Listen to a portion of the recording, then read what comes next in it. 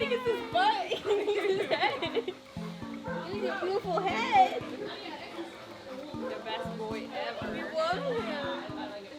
He had a PMMA plate put in, so it's kind of like acrylic, like you put your nails. It smells like that, but it's got antibiotics in it, and it sits on top to protect his brain. Don't you poke him? But his ended up getting infected. So anytime you have something in the body that's not part of the body, so things like a TPLO plate or bone plates for fractures, any of those can be at risk of infection. When they get infected, it forms a biofilm, which means that basically just keeps becoming infected. So they tried to flush him. They did flushing antibiotics. Eventually we went in 2 weeks ago and removed the plate and tried to get rid of all of the infected tissue. And then we sewed him up.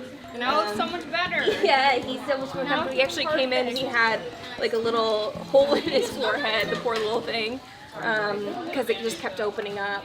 But this looks pretty good right now, and he looks so good.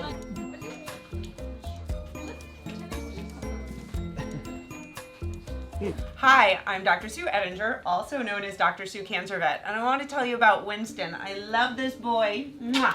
So Winston is, can you believe, he's a 12-year-old male-castrated corgi, and he has been my patient for about 8 months. I met him in October of last year, of 2022, and he had been diagnosed with lymphoma.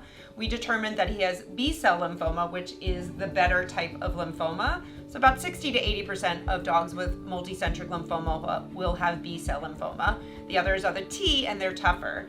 So we did the Inframed chemotherapy sensitivity panel, and this allowed me to tailor his protocol.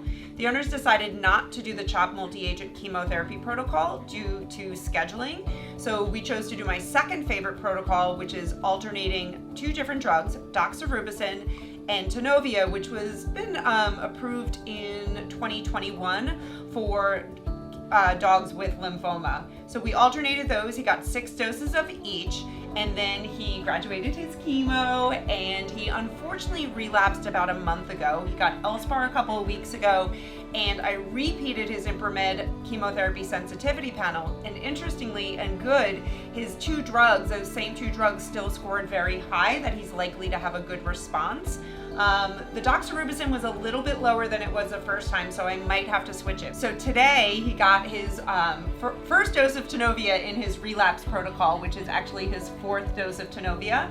Hopefully his lymph nodes will continue to respond, and next week he'll get doxorubicin, or if not, I might switch it up. But he's feeling great, which makes us happy. I always say one of the best things about dogs and cats with lymphoma or any cancer is they don't have all the psychological baggage that we have, and so we just want them to live longer and live well. What do you think, buddy? Ready to go? Yeah.